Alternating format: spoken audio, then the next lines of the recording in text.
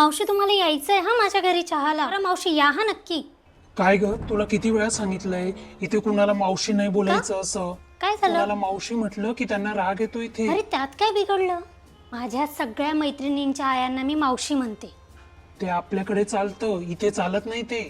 इकडे घरकाम करणाऱ्या बायकांना मावशी म्हणतात, अहो. नाहीतर हॉस्पिटलमध्ये ज्या साफसफाई करतात ना त्या बायकांना मावशी म्हणतात. मग काय म्हणायचं? काकी किंवा आंटी म्हण त्यांना. काकी म्हटलेलं चालतं, आंटी म्हटलेलं चालतं, पण मावशी नाही म्हणायचं. मावशीचा अर्थ काय असतो? मा जैसी म्हणजे मासी, जिच्या कुशीत आपल्याला मायेची ऊब मिळते ती म्हणजे मावशी. जे हट्ट आई पुरवत नाही ना ते मावशी पुरवते. जे आपल्याला आईच्या मारापासून पाठीशी घालते, आई सारखीच जी माया करते आपल्याला, ती म्हणजे मावशी.